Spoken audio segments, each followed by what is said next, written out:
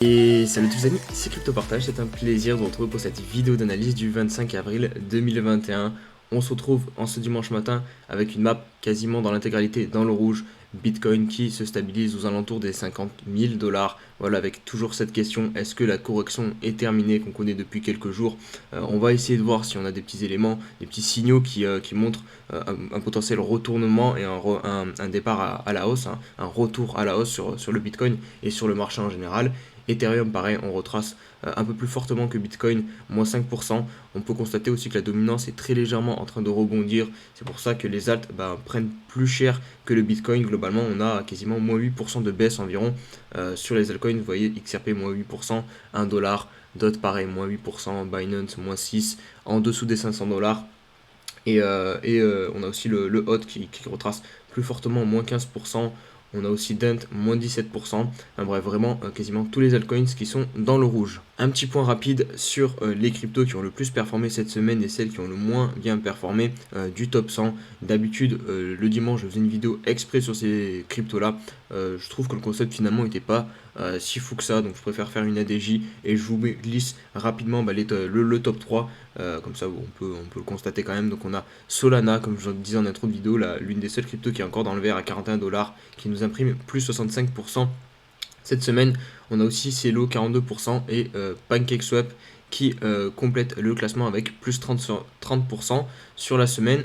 Et du côté des sous-performeurs, on a EOST, moins 40%, le Ravencoin, moins 31% et NemXem, moins 31%. Toujours, n'oubliez pas votre petit like et votre petit commentaire en début de vidéo, voilà, ça permet encore une fois de faire développer la chaîne et de remercier mon travail. N'oubliez pas aussi de nous rejoindre sur le Discord, sur le Twitter et sur Instagram. Le marché qui entre dans la peur avec l'indice Crypto Fear and Greed qui tombe à 31. C'est tout simplement le niveau le plus bas depuis le début du bull run. On avait comme bottom entre guillemets de cet indicateur 38 atteint le 1er mars 2021. Et bien là on passe à 31. Donc un nouveau point bas sur cet indicateur. Donc en théorie, si le bull run n'est pas fini, si on se base sur cet indicateur, c'est très intéressant de payer ces points bas, puisque vous avez des bottoms de marché très généralement qui gravitent autour des moments où la peur est au maximum sur le marché. Donc voilà, on sait que potentiellement on arrive bientôt à un bottom. En tout cas, personnellement, je ne pense pas qu'on ira plus loin que les 45 000 $ si on devait corriger. Grand max, je vois une mèche venir jusqu'aux 42 000, 41 000 $, peut-être, mais vraiment descendre en dessous, ça me paraît très très compliqué, et surtout si on le faisait, ça pourrait remettre en cause un petit peu le bull run. Donc vraiment là, on n'est pas loin du bottom de marché, je pense, de cette correction. Donc ça peut être intéressant de commencer à re-rentrer petit à petit. Toujours pour les investisseurs, essayer de rentrer par palier, c'est plus intéressant parce que voilà, on ne peut jamais payer le point bas exactement. Donc pour essayer de s'en rapprocher le plus possible, on rentre par palier. L'Alcon Season Index qui est lui aussi en train de diminuer, il est à 86, vous voyez, on était quasiment au niveau maximum à 100 les derniers jours, et là on est en train de perdre un petit peu de force sur les altcoins. Ça peut aussi se constater sur la Bitcoin dominance tout simplement. Je vais vous l'afficher très rapidement.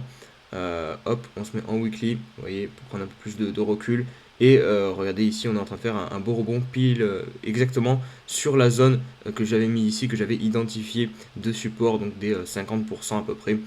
On rebondit dessus avec une mèche et d'ailleurs une bougie, un doji. Donc c'est une bougie d'incertitude qui peut annoncer un retournement de marché. Donc attention à ce qu'on ne reprenne pas que Bitcoin ne reprenne pas de la dominance. Enfin, je pense que c'est ce qui va arriver, hein, parce que forcément on va pas descendre comme ça en ligne droite jusque par terre, quoi. C'est pas possible, il y a tout le temps des rebonds, on descend tout le temps en faisant des vagues, et là forcément au bout d'un moment le Bitcoin va reprendre un peu de dominance, et je pense qu'on est peut-être arrivé à ce moment-là. La capitalisation boursière totale des crypto-monnaies qui se trouve sur un support très intéressant, c'est tout simplement la moyenne mobile 50 périodes en daily. On est posé sur elle actuellement. Et ce qui est très intéressant, c'est que lors du bull run de 2017, je suis allé vérifier, on l'avait jamais perdu. Donc, est-ce que c'est un signe? Regardez ici, c'est pareil, on est venu la tester, on l'a pas perdu. Donc, je pense que c'est quand même un petit signal intéressant à surveiller, voir si on le perd ou non. Et encore une fois, il faut raisonner comme ça théoriquement. Quand on est sur d'aussi gros supports, et ben c'est généralement les meilleurs moments pour entrer sur le marché, encore plus quand on est en bull run. Après, quand même, à notifier, on a quand même une énorme divergence. Vous voyez sur le RSI, hop, le RSI qui fait des plus bas, mais le cours qui continue d'imprimer des plus hauts. Et ça, évidemment, c'est une divergence. Donc, ça a annoncé une baisse. C'est ce qu'on est en train de faire ici. Donc, on est en train d'épurer la divergence. À voir maintenant si ou non on va réussir à se retourner directement sur ce support. Donc cette MA50. Je vous ai posé hier soir une petite question, un petit sondage, histoire de faire le point et de sonder un petit peu votre avis général sur le Bitcoin et sur l'avenir du Bitcoin en termes de prix dans les prochains jours. Donc la réponse qui est majoritairement sortie à quasiment 50%, c'est que la correction ne serait pas terminée et qu'on irait sur le support des 45 000 $. Vous êtes 22% à imaginer une correction sous les 45K et 30% à penser que la correction est terminée. Donc voilà, il y a eu 223 votes au moment où je tourne la vidéo. Mais voilà, si vous voulez vous faire une petite idée de ce que pense la communauté crypto partage sur cette correction, voilà, vous avez un aperçu. Le gouverneur de la banque centrale en Turquie qui déclare que en fait la banque centrale n'avait pas l'intention de bannir les crypto-monnaies, mais simplement de travailler sur une régulation pour ces crypto-monnaies. Je sais que voilà, il y a eu pas mal de FUD un petit peu qui a été joué autour de cette news, notamment au début on n'était pas sûr, on annonçait que voilà, c'était vraiment un bannissement total des crypto-monnaies, alors que finalement non, il s'avérait que c'était juste en fait les paiements en crypto-monnaie qui étaient interdits, mais vous pouvez toujours en Turquie investir sur les crypto-monnaies. On va conclure les news par cette bonne news, hein, puisque c'est tout simplement la deuxième plus grosse entrée d'USDT, donc du stablecoin USDT, sur les échanges depuis début 2021. On avait eu un pic ici, vous voyez, qui était allé quand même très très haut. Et puis ici, du coup, on a la deuxième grosse entrée du USDT sur les échanges. Et en théorie, ça sous-entend que voilà, que c'est pour acheter des crypto-monnaies. Donc voilà, pour payer le potentiel bottom que l'on évoque dans cette vidéo, qu'on essaie de trouver plutôt, de trouver exactement où va être ce bottom, même si c'est pas facile. Mais voilà, là c'est une news en tout cas qui conforte dans l'idée qu'il faut payer ce bottom.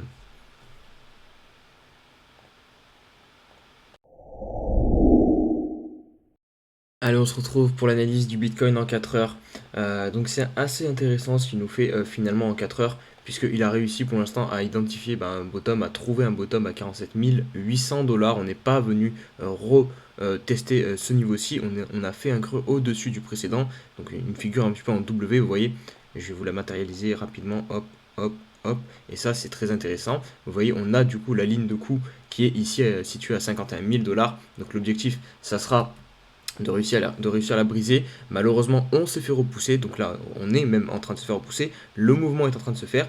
Je vous ai mis cette petite oblique qui peut être aussi très pertinente, puisque voilà, on va avoir deux points de contact ici, ici, et un troisième qui va se faire ici. Et l'intérêt, évidemment, là, ça va être de transformer ce W en triangle ascendant pour monter comme ça et réussir à le briser, un peu comme la figure qu'on avait eue ici, mais à la baisse.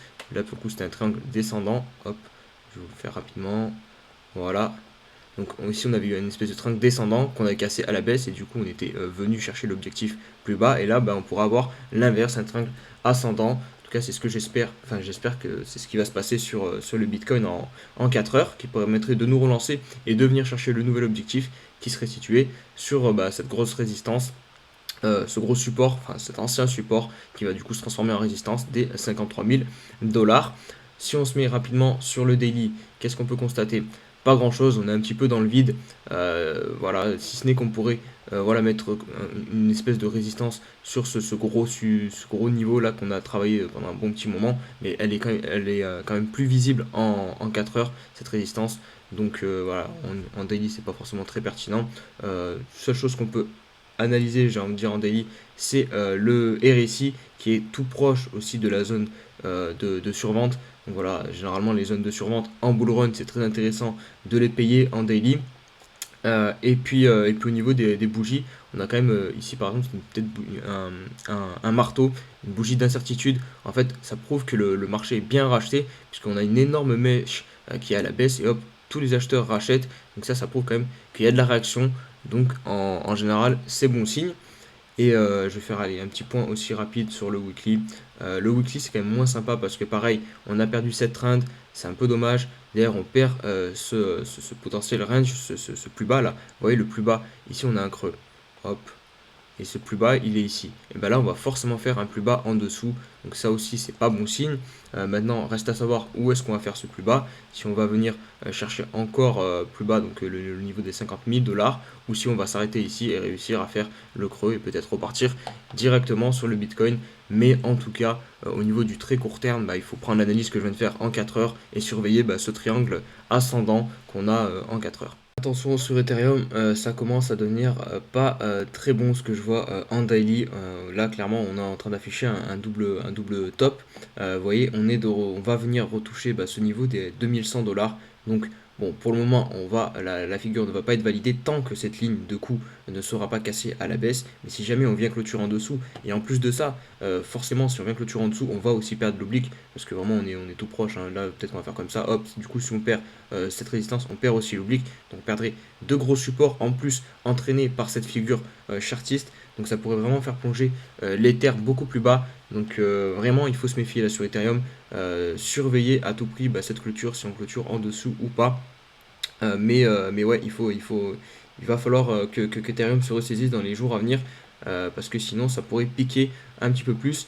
Et on peut s'en apercevoir aussi en semaine, donc une bougie égale une semaine, le weekly, parce qu'on est tout proche de la trend qu'on tient depuis quand même début décembre. Donc aussi la perte, ça pourrait être un signal d'une correction un peu plus puissante, et ça nous ferait sortir aussi du RSI en 70. Vous voyez ici on aura aussi un double top. Donc ouais, il faudrait pas descendre plus bas que 2100 $ sur Ethereum. Pour ceux avec Redium, qui fait partie de l'écosystème Solana, et je trouve que graphiquement il est très intéressant. Je vous l'avais déjà partagé cette figure, donc ce triangle de compression, parce qu'on l'avait cassé à la hausse, et je vous avais dit voilà qu'ici ça pouvait être pertinent peut-être de se positionner. Je sais plus si je vous l'avais dit en vidéo ou pas, mais en tout cas voilà, moi je le pensais. Malheureusement on a réintégré le triangle. Donc voilà, mais c'est toujours à surveiller, on est toujours dans une belle compression, et si jamais on réussit à recasser à la hausse, je pense que ça peut être très très intéressant de se positionner sur Radium, d'autant plus que même si là on a cassé, on a eu un petit fake out, finalement on n'est pas monté très haut, donc vraiment il y a un beau mouvement aussi, je pense, à jouer sur cette crypto. Donc voilà, n'hésitez pas à faire vos recherches et voir si ça peut être pertinent ou pas selon vous de vous positionner sur Ray. On enchaîne avec Riff, et Riff c'est pas très propre. Puisqu'on avait regardé quand même ce beau triangle ascendant. En théorie on aurait dû le casser par le haut, voilà, on était en bull run, tout était beau, et puis finalement non, on vient le casser à la baisse. En plus regardez, on vient faire un pullback aussi dessus, validé aussi contre les moyennes mobiles. Donc vraiment il n'y a pas beaucoup de signes positifs sur Riff. Là pareil, regardez, j'avais mis un petit support, on est en train de le perdre, on a clôturé très légèrement en dessous, là on reclôture, enfin on va peut-être reclôturer en dessous. Donc ouais, il n'y a pas grand chose de positif sur Ray. À vue d'œil comme ça, je dirais qu'on a un prochain support ici et un prochain ici aussi. On a eu une grosse consolidation sous résistance avant de la casser. Mais ouais, il va falloir se reconstruire sur Ray, parce que là, sur Riff, parce que ouais, là, il y a rien qui va au niveau du court terme. On a aussi Avax qui nous fait quelque chose de pas très joli, puisque regardez, on a perdu le bottom, le prix plancher sur lequel on consolidait depuis un bon petit moment. Ici, vous voyez, à chaque fois, on touchait ce support et on repartait. Ici, encore une fois, ici, pareil, le support donc à 23 $, 24 $, et finalement, on vient de le perdre là. Regardez, on a des petites clôtures, elles sont pas franches, hein, mais elles sont quand même en dessous du niveau. On fait un plus bas, un nouveau plus bas sur Avax, et ça c'est pas bon signe, surtout que ici vous voyez on a quand même un espèce de gros vide, parce qu'on est monté très rapidement, on n'a pas travaillé le prix ici, la crypto ne s'est pas échangée à ce niveau de prix. En fait on est vraiment parti to the moon directement, donc il se pourrait qu'on traverse directement cette zone très rapidement. Et là, le prochain support, il se trouve ici, il se confond parfaitement avec le Fibonacci 0.78. Donc ça prouve qu'il va y avoir un gros support ici, parce que vous voyez, c'est la zone où on avait eu une accélération haussière pour Avax. Donc elle se trouve à 15 $. Donc pour moi, ce que je vois là actuellement, ça serait un retour à 15 $ pour Avax. Le Binance Coin aussi, c'est pas joli du tout ce qu'on voit. Je pense que vous arrivez à le distinguer très rapidement. Un M aussi, un double top, lui vraiment il est vraiment obvious, j'ai envie de dire. On est aussi soutenu par la MA21 pour le moment, il faudra pas la perdre.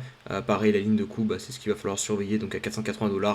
Si on clôture en dessous, voilà, je pense qu'on va plonger très rapidement, venir chercher la MA50 et ce support des 367 $.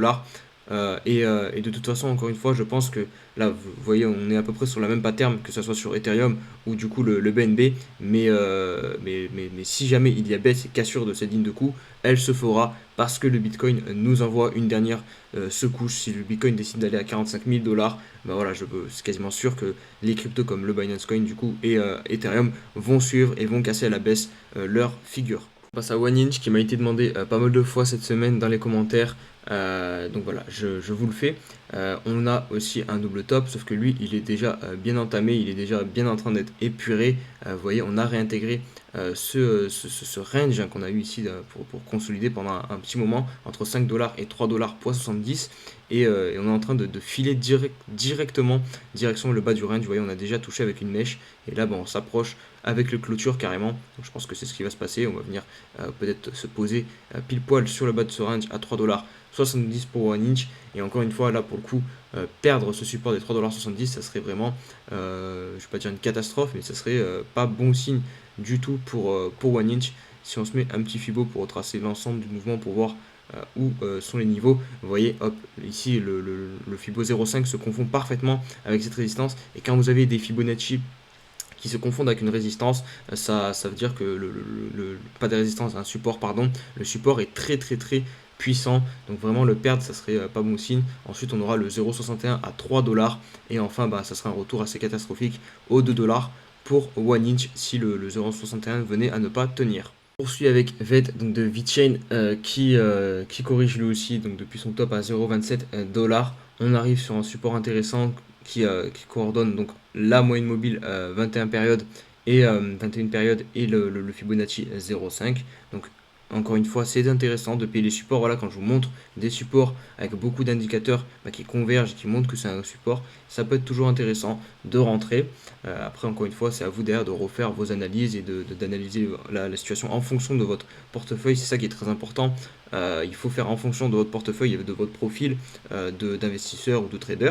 On a aussi, moi en fait, ce que j'aime bien faire, c'est juste vous montrer voilà, des indicateurs, des choses que je vois, que vous avez peut-être pas vu et que du coup vous pouvez intégrer à vos analyses. Bref, à parenthèse close, du coup, on a aussi sur le récit cette oblique qui est pertinente. Regardez, on l'a travaillé plusieurs fois et là on va venir se poser une fois de plus dessus, donc peut-être une réaction à surveiller, un support de plus. Et si on se met aussi rapidement sur le weekly, je vais retirer le Fibo, hop, on peut constater aussi qu'on va aussi potentiellement arriver sur un support. Donc ici on voit qu'on avait été repoussé plusieurs fois, ça converge aussi avec la zone 70, donc potentiellement aussi un support sur le weekly et un redémarrage pour VeChain. On va conclure avec le Wink qui m'a été aussi demandé en commentaire par un abonné. Et vraiment là je trouve que c'est une analyse hyper simpliste que je vais faire et je vais vous prouver qu'en fait il n'y a pas besoin forcément de maîtriser beaucoup d'indicateurs pour réussir à tirer quelques conclusions, vous dégagez globalement la situation à moyen long terme pour le Wink. Donc on a eu un gros mouvement haussier et là on est en train de corriger ce mouvement haussier. Donc on met les petits Fibonacci, on voit qu'on va peut-être réussir à clôturer sur le niveau des 0,61. La mèche est venue vraiment de façon chirurgicale toucher les 0,78, donc ça prouve la pertinence de ce Fibonacci. Et même au niveau du RSI, regardez, on a ce niveau-ci qui va être aussi très pertinent, je pense, des 60. Ici, il nous avait servi de résistance et là, il va nous servir de support. En tout cas, je l'espère.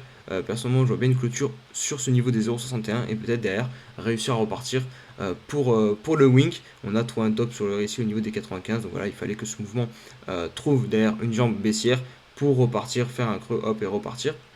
Maintenant, encore une fois, ça va peut-être aussi dépendre de ce que va nous faire le Bitcoin, parce que voilà, vous n'êtes pas sans savoir que quand Bitcoin corrige, la majorité des altcoins, ça corrige. Donc voilà, on va attendre un petit peu, voir ce que fait Bitcoin, si il casse plus bas ou non. Mais en tout cas, si jamais Bitcoin repart à la hausse, ça peut être pertinent, je pense, de se positionner sur le Wink. Voilà les amis pour cette vidéo, c'est tout, j'espère qu'elle vous a plu. Si c'est le cas, n'hésitez pas comme d'habitude à mettre un petit pouce bleu, à commenter et à nous rejoindre sur le Discord, sur Insta, sur Twitter. Et on va se dire à demain pour une nouvelle vidéo. Je vous souhaite à tous un excellent dimanche. À demain. Allez, ciao ciao.